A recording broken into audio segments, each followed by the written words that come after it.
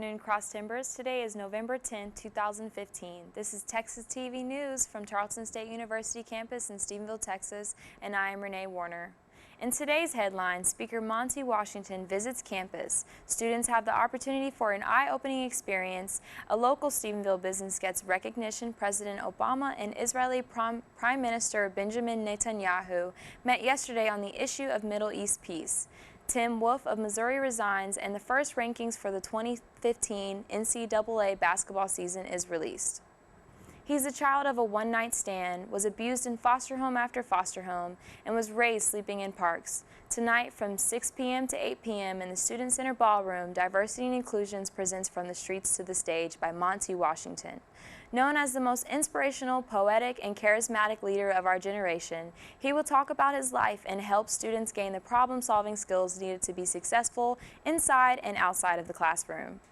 Also, this Friday, Diversity and Inclusions is kicking off Hunger and Homelessness Awareness Week and the annual food drive with a night out under the stars from 9 p.m. to 7 a.m. on the intramural fields. Students will learn about food and shelter instability here at home as well as around the world. You can register for this event by visiting the Tarleton calendar and following registration instructions under the event. And now here's a personal experience from a student who has participated in the Hunger and Homelessness Night. I just think it's necessary. It's another look inside of somebody else's life. Like, just if you put it past, I'm not gonna be able to be on my phone for like a couple hours. You have a lot of fun. Life is not all about social media. It's not all about being on your phone all the time. So you gotta think about how some people can't be on their phone. Some people don't have a phone. I just think it was a necessary experience for me. I had a lot of fun. We played kickball, we made s'mores, we roasted the marshmallows. I took a picture with Dr. Tavio, and we just slept like under the stars. Like, you never know what somebody's going through. There might be some people here that come from homeless shelters or have been homeless, but it lets you see the other side of somebody or what they've gone through.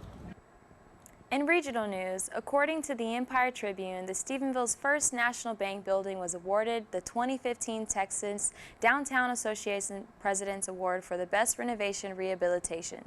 This award was given by a select panel of judges as the finest historic renovation rehabilitation. Michelle Dunkerley, a local attorney who owns the building, said the building was constructed in 1889 and is still one of the oldest buildings on the historic Stephenville Square.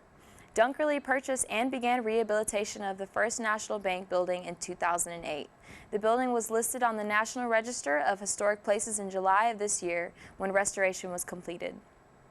In international news, President Barack Obama and Israeli Prime Minister Benjamin Netanyahu met yesterday on the issue of Middle East peace, discussing the prospect of an elusive agreement between Israelis and Palestinians. Their meeting at the White House marked the first time the two leaders have talked face-to-face in more than a year. We now go to the Associated Press for more. Before I get started, I just want to say a brief word about the Jordanian attack that we discovered earlier. The fact that someone dressed in military uniform carried out an attack at a training facility in which it appears that there may have been 2 or 3 U.S. citizens killed and a number of other individuals injured. Obviously, a full investigation is taking place. We take this very seriously and will be working closely with the Jordanians to determine exactly what happened. As I've said repeatedly, the security of Israel is one of my top foreign policy priorities. And that has expressed itself not only in words but in deeds. We have closer military and intelligence cooperation than any two administrations in history. It's no secret that the Prime Minister and I have had a strong disagreement on this narrow issue, but we don't have a disagreement on the need to making sure that Iran does not get a nuclear weapon, and we don't have a disagreement about the importance of us blunting destabilizing activities that Iran may be taking place. And so we're going to be looking to make sure that we find common ground there. And we will also have an opportunity to discuss some of the concerns that both of us have around violence in the Palestinian territories. I want to be very clear that we condemn in the strongest terms Palestinian violence against innocent Israeli citizens.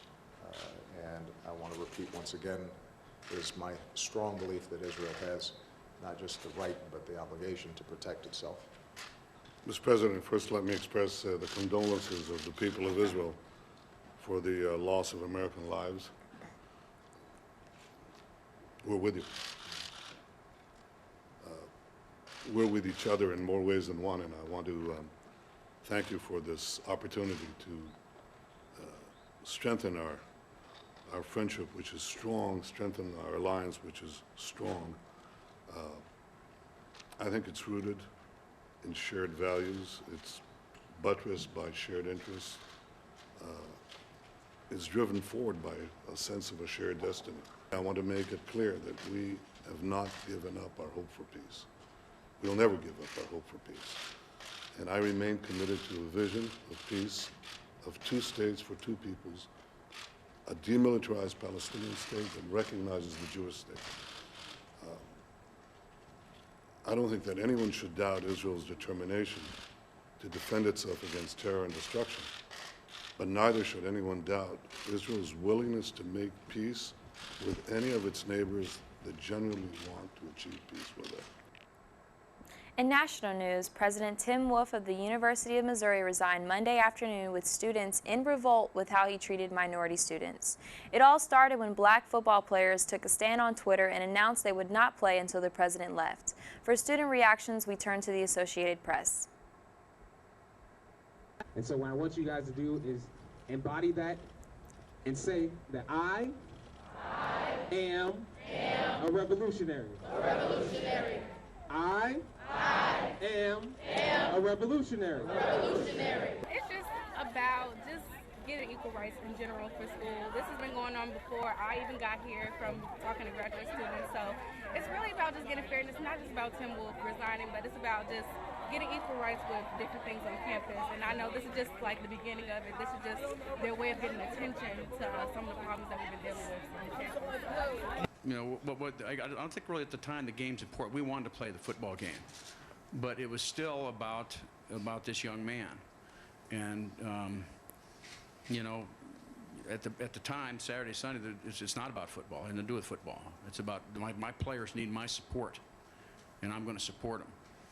Yeah, I'm happy to see Tim Wolf step down. I think that the students on this campus have made their voices heard, that they are not going to settle for the sort of unresponsive and pretty pathetic leadership that we've had administratively on this campus.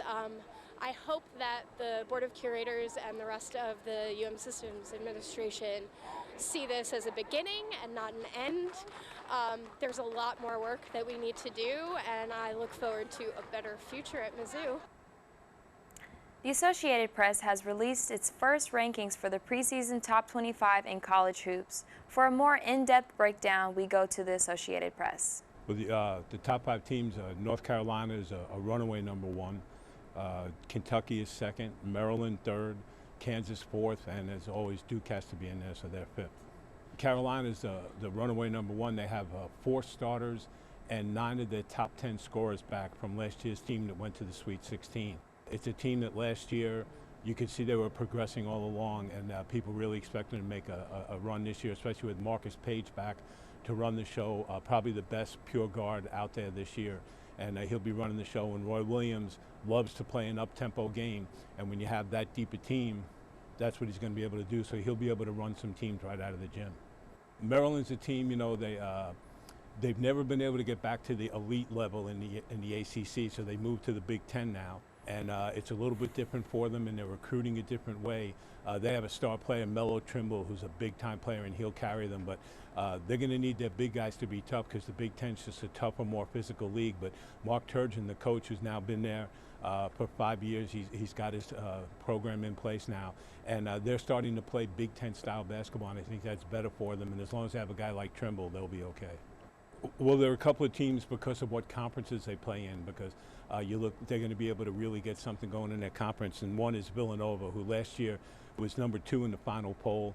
Jay Wright's got his usual 4-guard system that he's going to come at you, and you have to find a way to stop them. So I think they're going to be able to move it up. And Utah, they're in the Pac-12, which is a little bit tougher schedule than they were used to in the Mountain West, but they're coming around that way. They were a really solid team last year. Gave Duke fits in the round of 16. So it's a team that I think once you give them a chance and let them get into the Pac-12, they're going to be pretty good. And then another team to look at because of their conference is Connecticut. And last year wasn't a typical Connecticut year. They struggled a little bit, but they recruited some guards to replace the guys who have left. Ryan Boatwright, who's now in the NBA, and I think with being in the American Athletic Conference and with SMU facing the penalties they are, and they won't be eligible, UConn's going to be able to pretty much run that conference. And now for today's weather, courtesy of weather.com. Today will be partly cloudy with a high of 73 degrees and a low of 65 degrees with a southwest wind of 20 miles per hour. Today's broadcast was produced by Mark Smith, Jordan Palmer, Austin Farrar, and Caitlin Shaw. Don't forget to tell your friends about us and become a fan on Texan TV News on Facebook. I'm Renee Warner, and tune in tomorrow for the latest news from Tarleton State University campus in Stephenville, Texas.